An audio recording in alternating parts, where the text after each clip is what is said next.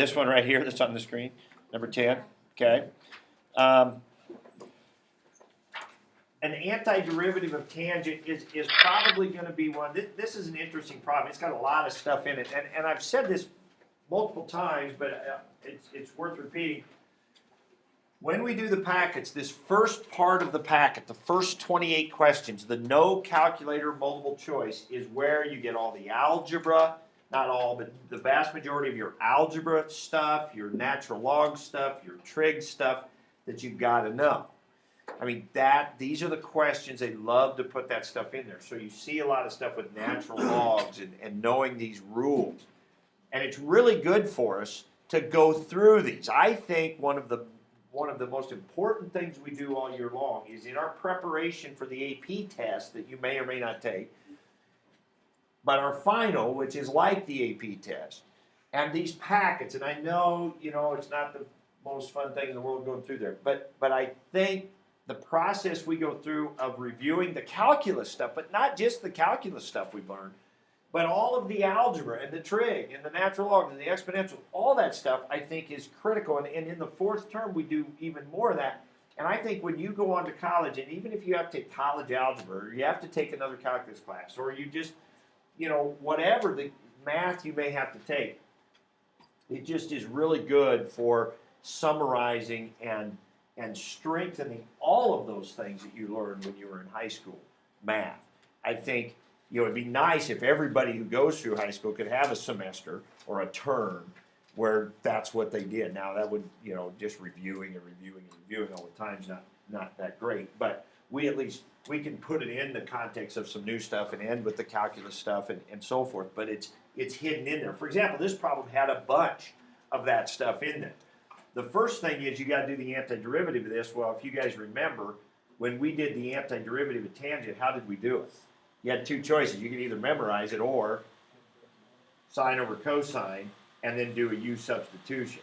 So what you would need to do on a problem like this is you would have to let u be the bottom, let u be cosine, the du would be negative sine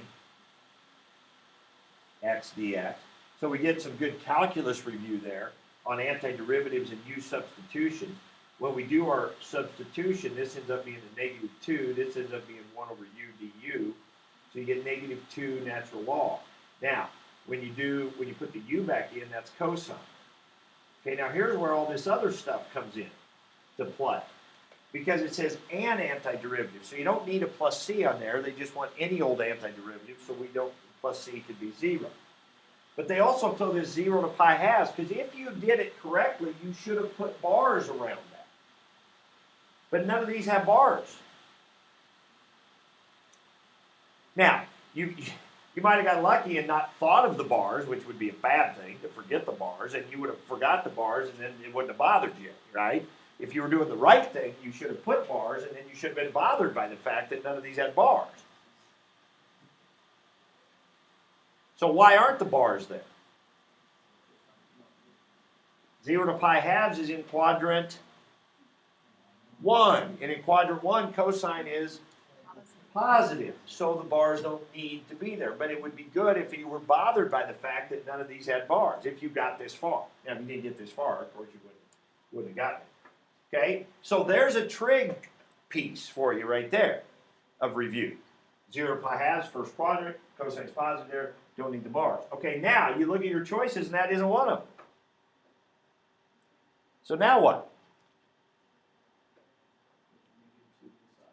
Put the negative 2 inside. Remember, this is something we've talked about earlier. If you get ln4, if you work out one of these problems and you get ln4 and you say, well, that's not one of the choices, well, remember, ln4 is 2 squared, and you can bring that 2 down in front. ln4 is the same as 2 ln2. But it works the other way also. I can put that 2 inside. So you can put this negative 2 inside and as a power. And so what you get is ln, and then you get cosine of x all to the negative 2. Now what's cosine to the negative 2? 1 over cosine squared, which is what? 1 over, or secant squared. And so this becomes ln of secant squared, which is choice C right there. Now, another thing they could have done, it's possible that wasn't one of the choices either. Here's another thing you could have done. you could have, instead of taking the -2, we could have just taken a -1 and put it inside, and left this 2 ln, and then put a -1 in there. Cosine of the -1 would be 1 over cosine, which is just secant. So it could have been 2 ln secant, would have been a legitimate one as well. So there's some more trig, because knowing 1 over cosine and secant, 2 ln secant could have been a choice, but we don't have that. Now we have an ln2 secant, so they got a couple different things in there that they're trying to make sure you understand. This would have been a legitimate one, but turns out it's ln of secant squared is the answer, C. So in one problem, now, depends on your definition of good. My definition, that's a good problem. You may not agree, but that's got a lot of different things in it that it's good to review. All right, what else? Number 11. Now here you're helped somewhat by looking at what the different choices are, but they tell you what to let u equal. So you would go through your u substitution process, and you would divide the 2 over there, and you got an x dx, and then you look up here, and there's not an x dx. Well, actually there is, right? X cubed is x times x squared. So this x and this dx could come out as a 1/2 and a du. The bottom here would sub out as a u, and now you got this x squared left over. Well, what's x squared? U minus 1. X squared is the same. If you subtract a 1 up here, is u minus 1. Now, you get that idea when you look at your choices, right? You see what these look like, and you start saying, okay, yeah, I need a u on the bottom, and a 2 on the bottom, 2u. I see that in some of these. My x squared would be u minus 1, so I'm going to put a u minus 1 up there, and that'll take care of that x squared. And now I've subbed out everything. So now when I look at that, I see these first two are the choices, because I got u minus 1, I got 2u on the bottom. Okay, the difference is this one is 0 to 2, this one is 1 to 5. Well, the original is 0 to 2. But you can't use those, right? Those are x's. So that eliminates b. So right away, you could probably just circle A, right? If you're stuck for time, I wouldn't even plug them in. But yeah, that's what you got to do. You got to put the 0 and plug it in there for x. 0 plus 1 is 1. Put a 2 in. 2 squared is 4 plus 1 is 5. There it is. So it's A. Okay, so u substitution, change those intervals, things that we had done earlier. Okay, any others?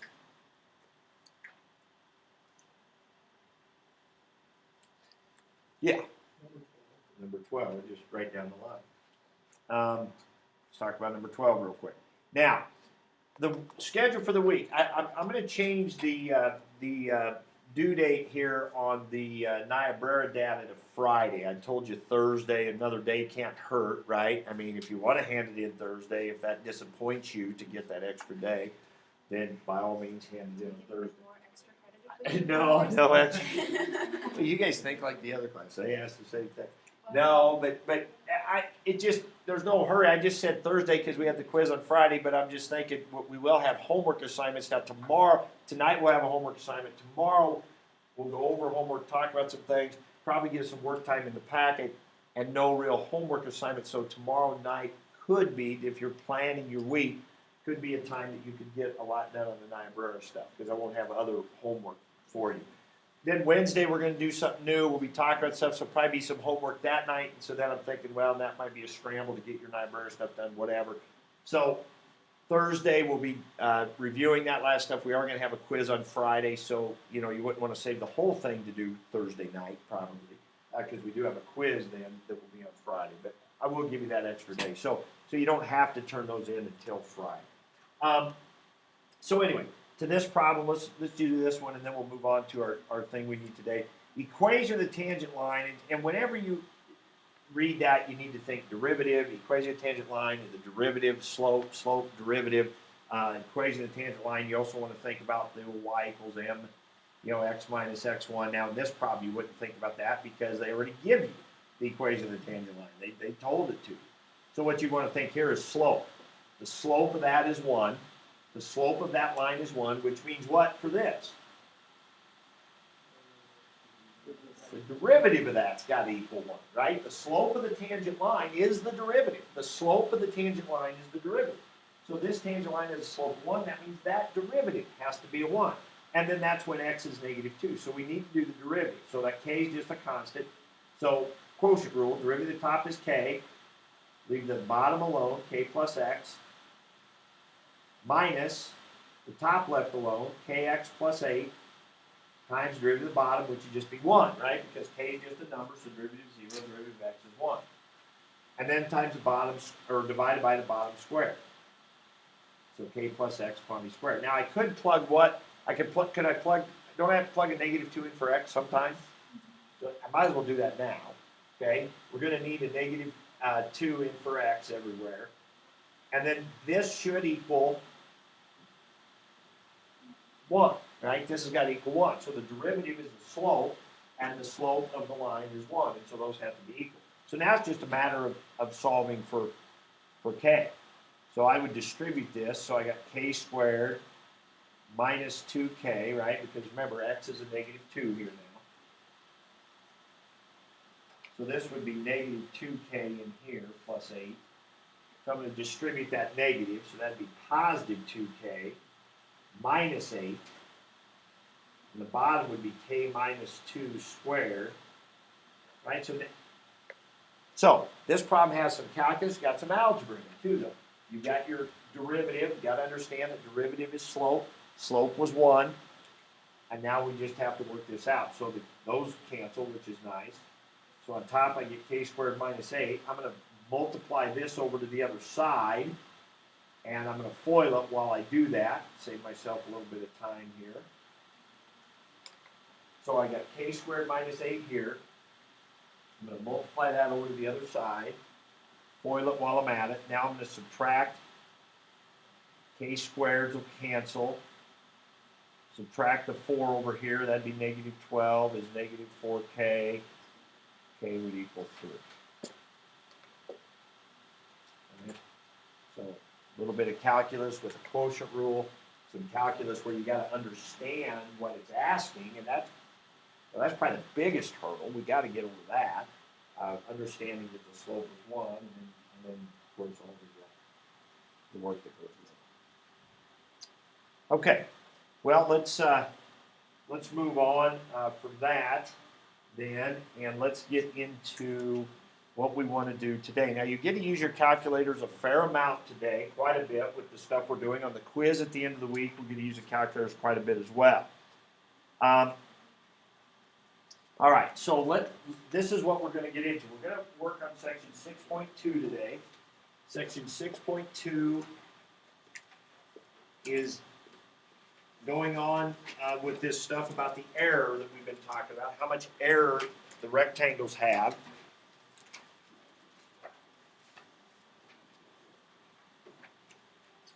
Or midpoint or trapezoids possibly. So the idea again is, so as you don't need to draw this out here yet. I mean, I'll have something up here you might want to draw out here in a minute. But if we do an approximation, it's most of the time we do an approximation, and your calculators do an approximation because they can't do an antiderivative. If there's no antiderivative to find the area, and it's not geometry, we have no choice. We have to do an approximation. We have to do some rectangles or trapezoids or something. And a lot of it, probably.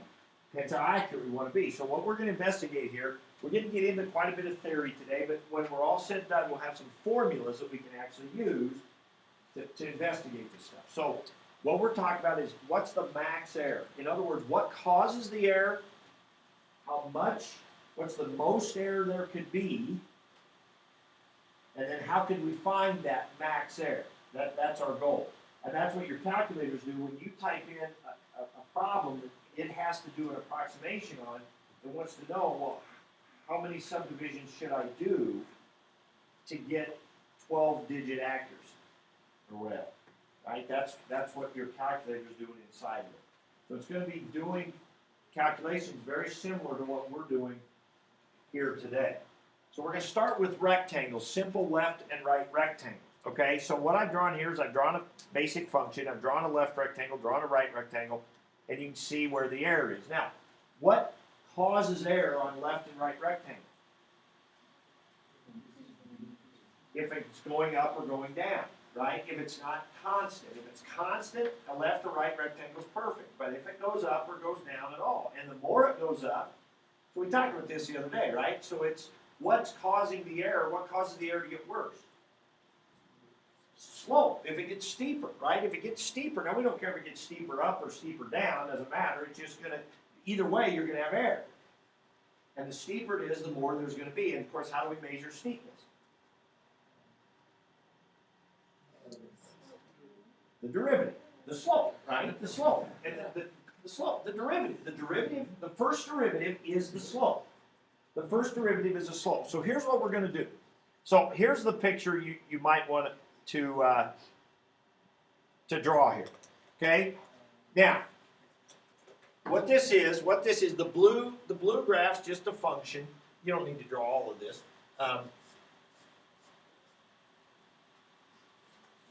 But what I have here is a left rectangle. Okay, in red here, I have a left rectangle. Right? And I've got, and here's the error. The gray is how much it's off. Now there's just one left rectangle. I got the blue function there, and I've got one left rectangle, and the gray is how much it's off.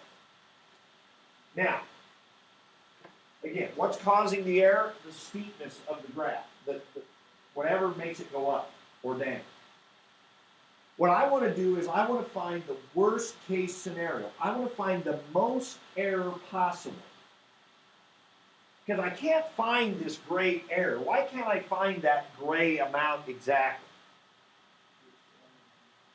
Because if I knew this function. If I knew this function, why couldn't I find this gray amount exactly? Logan? Well, no, okay, I'm doing a lousy job of saying it. It just goes back to what I was saying a minute ago. The whole reason we're doing a left rectangle approximation is because, we don't know the exact area, right, under that blue curve. And if we don't know the exact area under the blue curve, we can find this rectangle area, but we won't be able to find the gray area because we don't know the exact area, right? So I don't know how much gray area there is, which is the error. I don't know how much this is, but what I want to find is what's the most it could be. All right? So the most it could be is what we're going to do to find the most it could be, the max error, is we're going to find the derivative of the blue graph, which would give us the slopes, right? We're going to find where that is the max. Are you with me? So let's say the max of the derivative of this blue graph was 3. Right? That means the steepest the graph ever is 3. Correct? Excuse me. Getting too excited. Now, I wish I had some water. You do.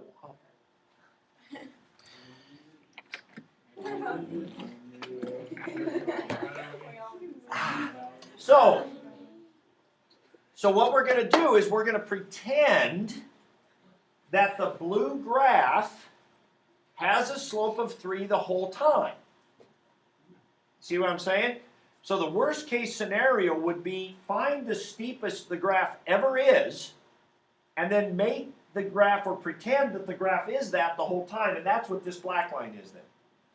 This black line is, okay, instead of the curve kind of wandering up and down like this, let's pretend that that graph goes up at a steepness equivalent to the max steepness. Now notice they call that K1. So we are going to call K1 is going to be the max slope of f. Now another way of saying that is it's going to be the max of f prime. Right? Everybody agree that those are the same thing? The max slope of f is the same as the max of f prime. The max output of f prime, right? Now, we got to think about this max, the word max here a minute, because do we care if the slope is positive or negative? Do we care if the graph goes up or down as far as error? No, it's going to be off either way. So what if the max of f prime is 2 and the minimum of f prime is -3? Which one of those do we care about? The -3, because the graph's steeper at -3 than it is at 2, right? So how about we do this? Since we don't care if it's positive or negative, how about we put bars around it and just do absolute value, just make it always positive, right? So we don't care if it's, right? So if I was looking at an f prime graph, and this f prime graph went as high as 2, but it went down as far as -3, my k1 value would be the 3. Because all I care about is the steepness, which is what the 3 measures. Okay, so k1 is the max of the absolute value of f prime. It's the steepest the slope ever is. All right, so back to this other picture. So now it's this blue area that I'm interested in. Now, since it makes a triangle, it'll be easy. It'll just be a triangle area. But won't that be the max error? Isn't that the most that the gray could be? Right? Because what we've done is we've taken the steepest that the blue graph ever is and pretended that that graph was that the whole time. So here's the left rectangle. So the blue is the most I could be off. And that's what we want to find. The most we've got. Because we can't find how much we're off. So the best we can do is find out the most we're off. All right. So what I need to do is find the area of that triangle. Half the base times the height. All right. So what's the base? Well, the base is this distance right here. Now, this is one rectangle. Oh, well, that's just that, right? Delta x, right? One width. So what's our formula for width? B minus A divided by N. So there's the base of our triangle right there, delta x, right? Now I need the height of this. Now I'm going to call that h here for a second. We need that. How do we get that? Oh, wait a minute. K1 is our slope, right? And slope is rise over run. So rise over run in this problem is the rise is h, and the run we just said was delta x, right? So h is going to be what? H is going to be k1 times delta x, right? It's going to be our slope times our run. That makes sense. Slope times run should be rise, right? Slope, rise over run times run should be rise. So k1 times delta x. So here we have k1 times, now what did we say delta x was again? B minus A over N. There we go. So there is that triangle. Now let's finagle this a little bit with some algebra. I'm going to make this k1 over 1. Let's multiply those together. Well, so on top I'm going to have what? I'm going to have a k1. I'll have b minus a squared. With me there? What will I have on the bottom? 2n squared. Correct? So isn't this right here the max error? The most error I can have. Because we're pretending that the graph goes up at the steepest slope the whole time. Now that's only for one subdivision though. How many subdivisions do we have? Well, could have infinite, but we could have 10 or 20 or whatever. How many though? What do we call it? N. So all I need to do, if this is the most error in one subdivision, then multiply that by n, and that would be the total error. Total max error.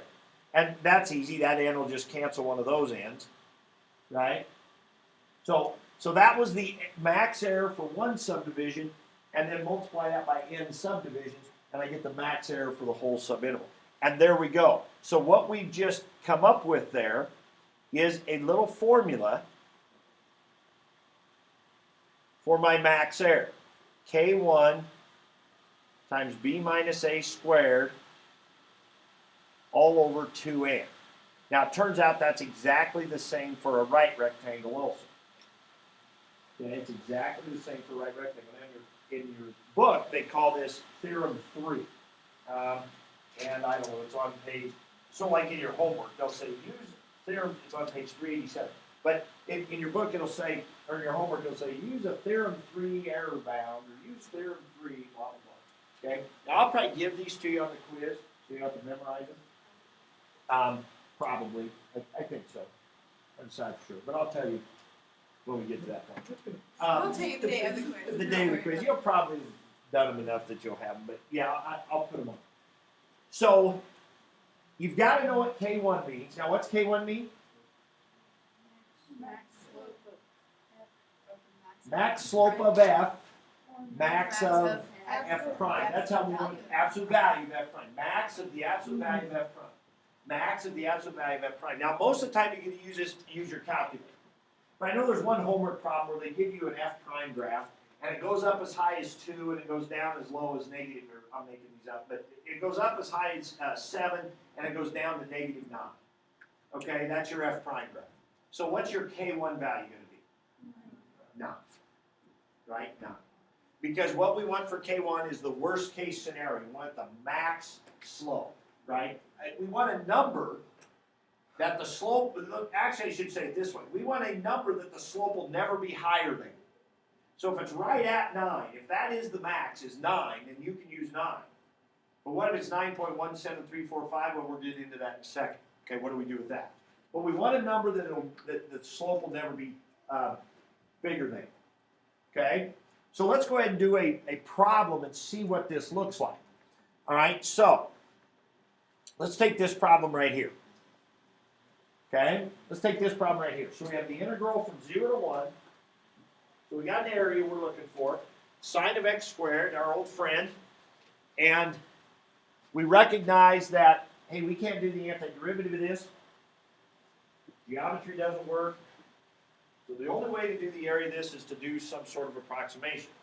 Well, aside from just typing in a calculator and the calculator gives us the answer, right? But we'll pretend we're the calculators right now, and we're supposed to do this area from 0 to 1, and we can't do an antiderivative, so the only way to do is an approximation technique. And so how many subdivisions should we do? We'll answer that question in a little bit. But for right now, we're just going to do 10 left rectangles. So, if I tell you to do 10 left rectangles, how do you do it? You grab your calculator, you pull up the area document, right? You grab your calculator, you pull, because it's double digits, and so automatically, without even being told, you get to go to your calculator, pull up the area document, and type this in, 10 left rectangles. Now it's going to run that RAM program, right? That's going to give you a whole bunch of different numbers, but the only one we care about right now is L10.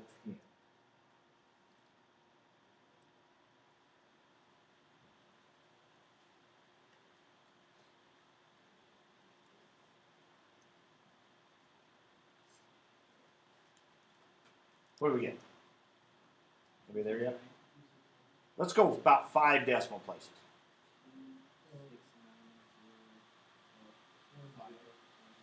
So it ended up round to 10, 097 something or whatever. Okay, so 2.26910. We really only need 3, but for these I like to go 5 or 6, and just because you don't know what we're going to do with them for sure. We may be adding some numbers on or whatever, and so it's good to at least 5. All right, so that's 10 left rectangles approximating that area. What we'd like to know is how far off is that? Now, it'd be great to know exactly how far off it is, but geez, if we knew exactly how far off it is, that means we knew what? The exact area. The exact area. If we knew the exact area, we wouldn't need 10 left rectangles. So we don't know how much it's off, but what I'd like to know is what's the most it could be off, and that's what our formula is for. Our formula gives us the max area, the most it could be off. So what I'm going to do is I'm going to write that down. I'm going to say, okay, I minus L10, the amount that this is off is going to be less than or equal to, and I'll just rewrite my formula real quick so we remember what it is. There's my formula. So I'm going to need to fill in these numbers. Now, in place of K1, I'm just going to put a box right now. Okay? And we'll fill that in a second. And B, what's B and A? That's the 0 and the 1 from right here. So 1 minus 0 squared. The bottom is 2 times What's n? 10. So 2 times 10. All right, so now I got to fill in this box right here. All right, and so K1, what did we say K1 was? Worst case slope, the max of absolute value of f prime. So we're going to grab the calculators now. We're going to go into our graphing screen. Well, actually first, we would probably go to our calculator screen. Now we probably can do this without going to the calculator, but some of the functions might get kind of tricky. So I'm going to let the calculator, remember when we were talking about the gateway test, and I said, hey, there's going to come a time where the calculator's going to get to do derivatives for us, and we won't always have to do them by hand.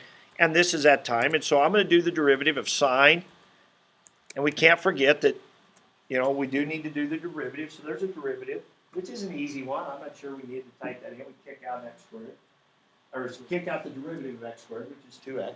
Derivative inside, chain rule. Now, I want to graph that, so it's probably, and especially if you get some messier functions, copy and paste works really nice here. Because I now want to graph this, right? Well, actually, I want to graph the absolute value of this, don't I? I want to graph the absolute value of this. So I'm going to hit Control-C for copy. Then I'm going to, notice I highlighted it first. Highlighted it, then I hit Control-C. Now I'm going to go to my scratch pad. I'm going to hit I'm going to hit the absolute value. Where's the absolute value? It's under the... Same place derivative was? Yeah, same place derivative was. There it is right there. Okay, absolute value. Or I can type ABS. That works too. Now I'm going to hit Control-V for paste.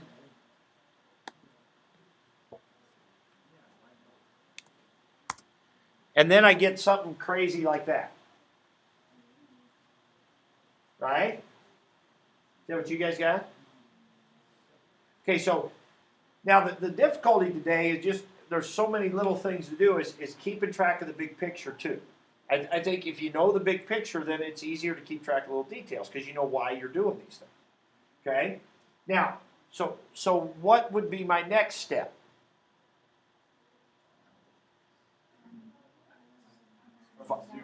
Okay, from 0 to 1. So what might be a good strategy right now?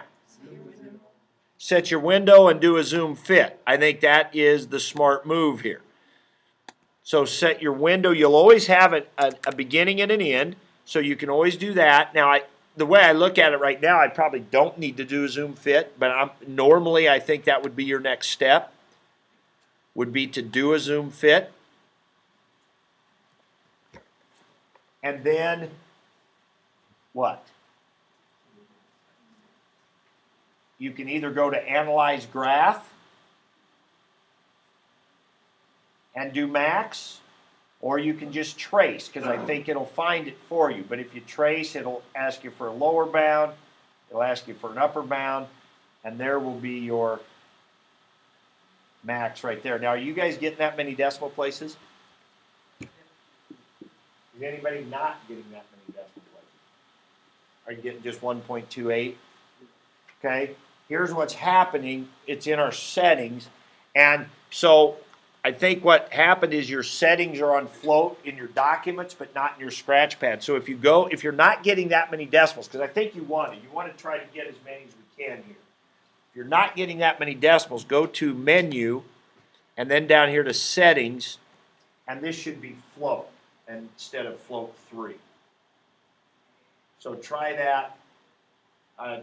So go to Menu, Settings, and then set that to float, and then hit Make Default. Click OK, and then and then try it again with the max, and then you should get more. Maybe you don't have to try it again. Maybe it'll update that. Okay? All right, now. So now, the number we're interested in is that y value. Okay, so remember what we just did here. This graph was what? F prime. So this y value is a slope, and it's we're looking for the max, right? Because we want to pretend that our slope is the steepest the whole time, worst case scenario. That's our K1 value. So now what we're about to do is fill in a number in this box for K1. Now, here's where you really got to understand why we're doing this. What number should we put in there? 1.28? Should we put 1.28367? Put that whole thing. If you put 1.28367 in there on the quiz, you'll get it wrong. Oh. Remember what K1 is. The worst scenario. A number that the slope will never be more than. So would 1.3 be acceptable? Yes, barely, but it would be acceptable. I'll tell you why barely in a minute. Would 1.3 be acceptable? Yes. Would 1.29 be acceptable? Will this number ever be bigger than 1.29? No. Would it ever be bigger than 1.284? So 1.284 would be acceptable, right? You see what's happening here? So you always need to bump it up just a little bit. Bump it up a little bit. Now, how much? Would 2 be correct? Would 2 be technically correct? Yes. Yes. Would 100? Yes. But those would not get credit either, right? And it goes to that example I gave you the other day. The upper bound, because that's what we're doing, is a max. A number will never be more than. The amount of money in my pocket, 5 million, would be correct, technically. I doubt the amount of money in my pocket will ever be more than 5 million, okay? But it's not very helpful in telling you how much is actually there. The smaller that number is, but still be bigger than it can ever be, the better. So what you want is a number just a tiny bit bigger than this. So it kind of depends on the relative size of this number. If this was 300.28367, would it be okay to round it to 301? Yeah, because that's just a little bit bigger. So you round it up a whole amount. But if you take 1.28367 and round it to 2, geez, you've almost doubled the number, right? So to me, that's going up too much. You see what I'm saying? So when it's 1.28367, to me, 1.284 would be a pretty good one. 1.29, I would take that. And on the quiz, if you did 1.3, I'd probably take that, although it probably depends how much I like it, because I might, yeah, I don't know. But Looks like I that's, you know, you see what I mean? 1.3 to me is not bad. It could be a little better. So let's go with 1.284. Let's do that. 1.284. Okay, because that would be a number that the slope here will never be bigger than. But you understand now why you put 1.28367, because we know there's another digit after that that would make it a little bigger than that. Now, if you made that last one an 8, you'd be okay. Just whatever digit you take, bump it up one, and you'll be fine. All right. So, yeah, Logan, do you have a... No, I was going to ask about bumping this Yeah, you can just take the last number and bump that up. That's fine. I don't know you need to go that far out, but that would be okay. Better safe than sorry, right? So we'll put in here 1.284. Now, I want you to see your work. You get to use your calculator for all the stuff we're using for here. Do the derivative, do the graph, all that stuff. But I'm going to want to see this setup. And I'm going to especially look for this number you put right here. That's really what I'm checking, because the rest of it now is just typing in and on your calculator. So go ahead and do that. Go ahead and take 1.284. This is 1. And so it's basically that divided by 20. And what do we get? 1 what? 8? Okay. So if the problem just said find the max error or find the theorem 3, or I think one of the homework problems says show that by theorem 3 that L10 is off by no more than 0.08. Well, your work right here just showed that because we got a number that was less than 0.08. Okay, so you'd be done. You'd stop right there. Now, if it asks for an error bound means you know that the area is in between two different things. So what could we do with that number to show that the area would actually have to be between two numbers? For our 10 lefts. Take this number, add it onto here, and subtract it from here. Go ahead and do that. Everybody understand why that is? Because what we're saying is this is the most we were off when we did our 10 left rectangles. This is the most we were off. So we might have been under, might have been over. So add it on, take it off, and those would be the two numbers here. So over here we'd have 0.3, what?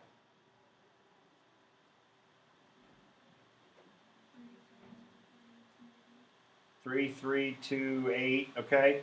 And over here,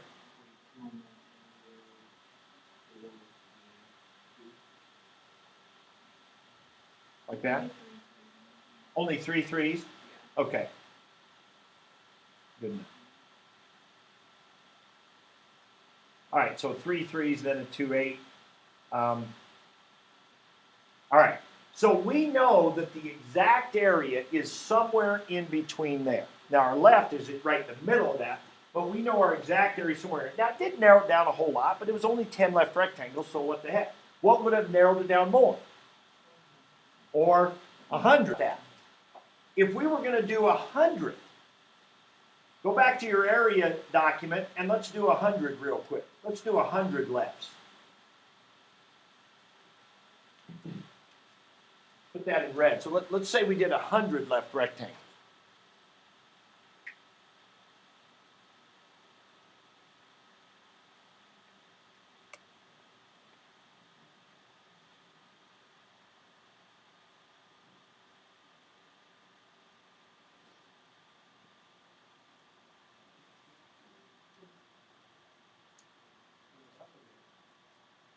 So what do you got?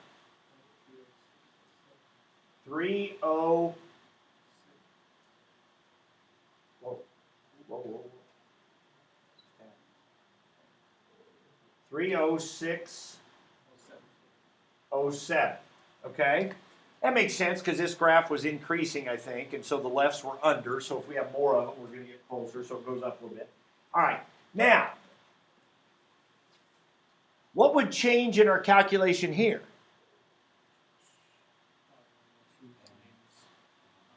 The only thing that would change is that would be 100 down there. This wouldn't change, right? The K1 value. It's still the same function, still from 0 to 1. So the max slope is still the same. So now we just take our 1.284 divided by 200 instead of by 20. What do we get? Oh, we just get an extra 0, don't we? Yeah, oh, that makes sense. We're just dividing by 100 instead of dividing by 10. So we get an extra 0 there. Now, what does all this mean? And now we can add these, so let's go ahead and do that. Let's take that number and add it to the 0.30607. Give ourselves an actual error bound where we know, or a bound on the actual area, I guess, the right answer. What's the top end?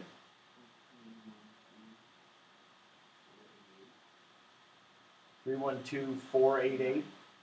Okay, and on this end?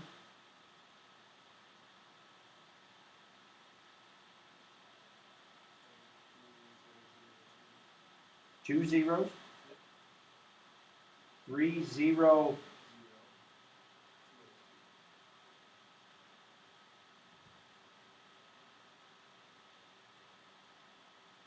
Okay. All right. So much better, right? We've narrowed it down. We've really narrowed it down. Okay, now, here's where the calculator piece comes in as far as how's the calculator know what's going on. This is our max error. So 0.06, of course that would round, I mean the 6 is going to throw us off. It's a little bit like Newton's method when we said wherever you have the zeros is how many digits of accuracy you're going to get.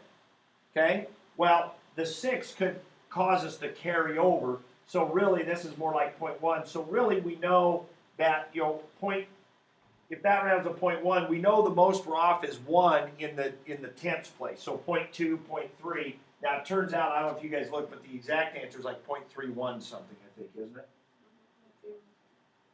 0.310 something. Okay, so we know we're off at the most 0.1 in here, and on this one we're off by like 0.01, so we know for sure that one of our first decimal place is right. So 0.3, sure enough, we know that first decimal place is right, and the second decimal place would be off by no more than a 1, because this would round. Okay, this could have a carry value if you added or subtracted, so with that 6 there, so we could have a 1, so we could be off 1. So for example, we know it's 0.31, okay, and so that's the most we're off there. So you can see how just knowing this number from this formula is going to start to tell us how many digits of accuracy we should have. And again, that's in the worst case scenario. In the worst case scenario. All right, now here's the next thing we can do with that same situation is we can ask this question. So go ahead and write this down now. Let's say the question was this. The question was how many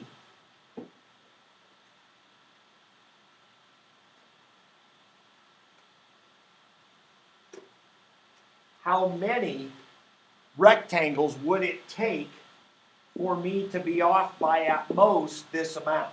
For my max error to be this. Now this would guarantee me what, 3 decimal places of accuracy for sure. The 4th decimal place, we could get a rounding situation there with the 1 added on. Could, if it was a 9 or something, could cause that to round, so that digit could be off 1. But for sure, 3 decimal places of accuracy if that was my max error, right? So all we do is this. We take our formula. So we had our 1.2, what was it, 1.284, still the same function, still from 0 to 1. But here we're asking the question, how many left rectangles would it take to make sure my max error was less than this? Which means it would guarantee I would have 3 digits of accuracy, even though I don't know what the exact area is. It's because we've done this worst case scenario thing with the slope. It's because we know what causes it to be off, so we can do a worst case scenario. Okay, so here we go. We go 1 minus 0 squared. Down here would just be 2n because we don't know what n is. And on this side, we would have the 0.00001. Now all we have to do is solve this equation. And it's really pretty easy. You can actually do a solve on your calculator if you want to, but it's so easy you almost don't even have to do that. On this side, we would just have this on top because that's a 1. I multiply the 2n over to this side. I would have that. But again, if you want to do a solve, if you want to go to on your calculator screen and just solve that thing, it works fine. Here we would divide by that value there. So we get n greater than or equal to, somebody tell me when they find it. It would just be this number divided by 0.00002. How much?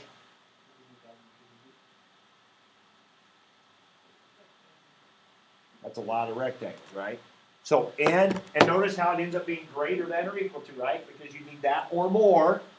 So 64,200 rectangles or more would guarantee you 3 digits for sure of accuracy, maybe 4, and quite honestly, probably more than that. Because why is it probably more digits of accuracy if you do this many rectangles? This doesn't tell you you will get this much accuracy. It'll tell you that the max is less than or equal to that. You might, right? You might get more. Why?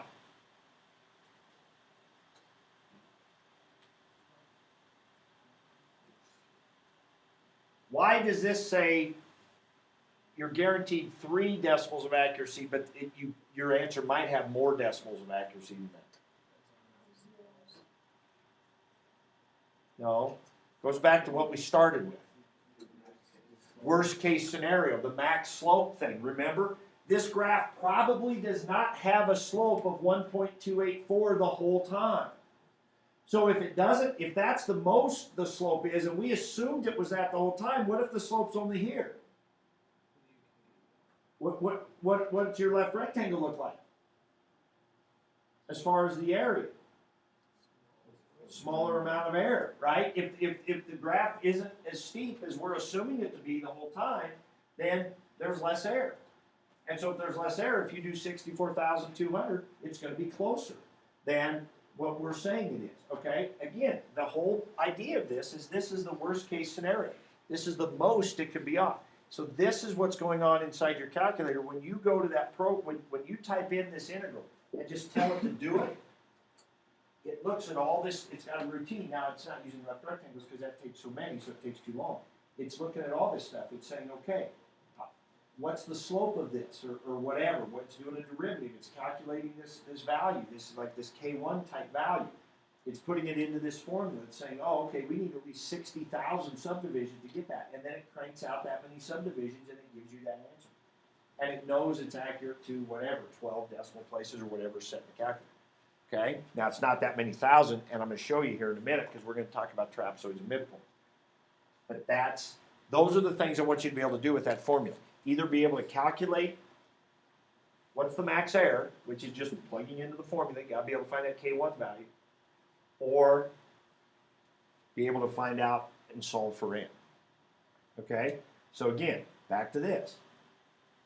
K1, the max of the absolute value of f prime.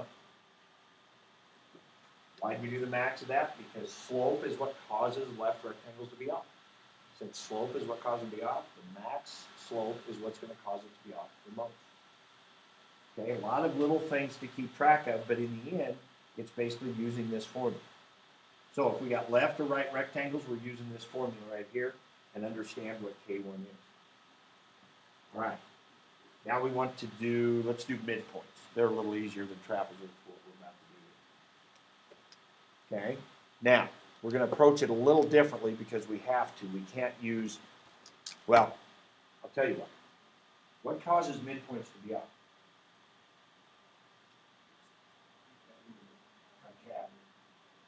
Concavity. So what's the worst case scenario? What really concave? What measures concavity? Second derivative. So it's going to be the same process. So the worst case scenario is the max of double prime. So we're going to call that K2. Why not? 2 for second derivative, right? So K2 is going to be the max of absolute value of f double prime, because we don't care if it's concave up or concave down. Positive f double prime is concave up, negative f double prime is concave down. We don't care. Okay? So we put the bars around, keep it positive. And what we're going to do is we're going to pretend that our function has that concavity the whole time. It's not going to, most likely, but we're going to pretend that it does. And if it has that amount of concavity the whole time, K2, then that'll be our worst case scenario for a midpoint. Now, unfortunately, we won't be able to use this picture, and it won't be a nice, neat triangle like it was with slope, because slope just made it a straight line. Okay, it's going to be curved because of the concavity. So we can't do quite, so it's a little more complex what we're going to do. Now, if you want to write this down, I don't care, you don't have to, but I'd like you to kind of try to follow with me. All right? So here's what we're going to do. We're going to have to do it as an integral. We're going to have to do it as an area. So what I want to do is I'm going to pretend that the function I have has K2 as its concavity the whole time, which means this. I'm going to pretend that f double prime is K2 the whole time. So f double prime is equal to K2 the whole time. All right? Now I need a function where that will be the case. I need to come up with a function f that will have f double prime be K2 all the time. How can I get there? How about I do the antiderivative twice, right? So I got an f double prime that's a constant, K2, so what would the f prime be of that? K2 times x, right? K2 is just a number, right? K2 is just a constant. So I'll just take K2 times x. Now, normally we would put on a plus c, but we don't need that. I just need some function that would have a second derivative of K2. All right? Now, so if that's f prime, what would be f?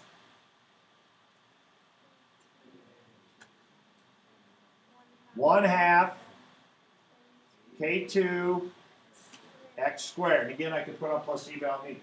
So, wouldn't it be true? Wouldn't this function, that's not our actual function, remember, our actual function is something else. But wouldn't this function have a second derivative that was K2 the whole time? Are you with me? That's why I wanted to do it this way. Because I wanted to pretend that my function had a second derivative of K2 the whole time. Alright, so this will do it. So this is my function, my worst case scenario function. Alright, now I need to figure out what that area is because look, what I'm trying to find, go back to this now. I know this is a lot for a Monday after a 3-day weekend, but we'll give it our best shot, okay? I appreciate you sticking with me. What we were trying to find was this triangle area before, right? Well, that would have been the area under the worst case function minus the left rectangle, right? That's what gave me that triangle. So that's what I'm going to do here. I'm going to do the area under this function, and I'm going to do it from, here's my worst case scenario function right here, and I'm going to do one subdivision. We'll call that h. Okay, so there would be my area. Okay, this is my little f function right here.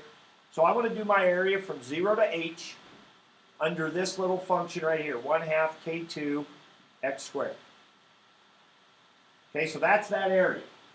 Then I've got a midpoint rectangle in here, like so, right? So I'm going to subtract then my midpoint rectangle, right? My one midpoint rectangle, and that should give me how much it's off, right? Are you with me? If I subtract those two, won't that give me the error, right? And remember, the blue is a worst case scenario, right? Worst case scenario. This is the most off from this midpoint that I can have. Because that's what K2 is. K2 is the most concave. Okay, the max of the second derivative. Okay, so let's calculate those two things. So let's calculate the blue one. So to calculate this, well, we just do an antiderivative, right? So what would we have? Okay, remember, just a constant. So you'd raise it up to a 3, divide by 3, so that'd make 1/6 K2 x cubed and right bracket 0 to h, right? Minus, and now in the red, I would have my one midpoint rectangle. So here's my one midpoint rectangle right here. So what would its height be? What would be my halfway point here? 1/2 h, right? And that would be plugged into the f function, which is this guy right here, right? So let's put 1/2 h into here. Let's put 1/2 h into there. So when I square that, that would be what? 1/4 h squared times that half. That'd be 1/8 K2 h squared, right?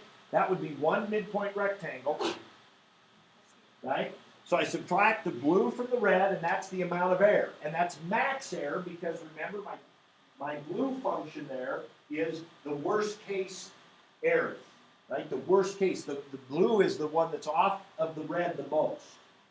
So when we subtract them, that should be our most air. All right, so now let's just put our h into here. So we'll do this all in black. So we put our h into here. We'd have 1/6 K2h cubed minus 1. Oh, wait. Oh, whoops. I forgot something in the red here. Did we see it? I was trying to do this red area. What did we do right there? That's just the height of the rectangle. What's the width of the rectangle? 8. So we got to take that times h. So this would be h cubed. There we go. Okay. So I forgot to do the red area. I just did the red height. So I had to have height times width. Okay. So now we got minus 1/8 K2 h cubed. Oh, that's nice. They're like terms. Well, that's nice when nice things happen. And so I just need a common denominator. So what goes in, what does 6 and 8 both go into? 24. 48, but 24 also, right? Let's do 24. So this would be 4 24ths. and this would be 3/24. Oh, it's minus. So that's just 1/24 K2 H cubed. Okay, we're almost there. Now H, remember, is just one width. What's our formula for one width? B minus A over N. So this is going to be 1/24 K2, we'll put a 1 under that, and then this is going to be B minus A over N cubed. So now what's going to be on top? Well, K2, B minus A cubed, the bottom, 24N cubed, and that is our max error for one subdivision. So times that by number of subdivisions. That cancels to a squared, and voila, we have our formula, which looks very much like the one we had a minute ago. For a midpoint is going to be K2 B minus A cubed all over 24N squared. And that is another formula that's on page 387 in Theorem 3. That is the max error for a midpoint approximation. And the trapezoid, we won't go through it. It's very similar. Trapezoids are also off because of concavity. And so if we would have worked that out the same way, we would get this, except on the bottom, it would have a 12 instead of a 24. And actually, that isn't that surprising either, because remember, this number is max error. We want that error to be as small as possible. What makes a fraction smaller? When the bottom gets bigger. So since the bottom here is twice as big, that means the max error twice as small or half as much. And we said that about midpoints, right? That midpoints had about half the amount of error that trapezoids did. So not surprising it worked out that way. So the difference is trapezoids and so if we're going to summarize all of this, what did we just find with Theorem 3? We found the max error that they could be off. How did we go about that? We had to first ask what causes the error. Left and rights are caused by increasing or decreasing slope. So we said, what's the worst case slope? We called that K1. We find that by graphing the derivative, finding that max. That's the worst case. That's K1. We plug it into the formula. What causes a trapezoid in the midpoint to be out? Concavity. What measures concavity? Second derivative. So we want the worst case concavity. So we graph F double prime, absolute value, and we find that max. And that number is K2. That represents our max concavity, our worst case concavity. We plug that into the formula, and that gives us our max error. That's what we found and why we found those things. But there's a lot of little steps to go into there. But how you work the problems is exactly the same way. So if I ask you, if you did a M20, what's the max error? You put a 20 in for it. Oh, whoa. I hear it. So remember, we said the bigger the bottom is, the smaller the fraction is. Well, look. I expect somebody to come shimmying down the chimney here any minute. Yeah. Well, getting these formulas is kind of like Christmas. Okay, listen. So yeah, right. So the bottom, the bigger the bottom, the better or the smaller the error. Well, look what's happening on the bottom. The number of subdivisions is squared. So automatically that's going to get a lot bigger in a hurry, which is why trapezoids and midpoints are so much better. So if they ask you that and say, show that it's within 0.02 or whatever, you just put in your 20 rectangles, your B minus A, find your K2 value, show that it is. If they want to know how many subdivisions, how much N has to be within a certain amount, then that's when you solve for that N value right there. Okay? All right, so your homework is just that third line on the assignment sheet. So we're going to be finishing up chapter 6 this week, obviously. So the 6.2 line, 6.2. Okay, you can go ahead and get started on those. Again, most of the questions are going to involve the theorem 3, using that, plugging those things in. There might be some questions kind of related to the theory of it, or understanding what the formula does. Also, if you're going to look up your answers here, if you look up your answers in the back, keep in mind that you might pick a little different K2 or K1 value than they do. Like for that first one we did 1.284. They might have used 1.29 or 1.3. So that makes the numbers come out just a little different. So if you look up in the solutions manual, it shows what they picked for their K value. And if you're going to use the blue book, it's the one that says volume 2, because we're now in chapter 6 is in volume 2. So, okay.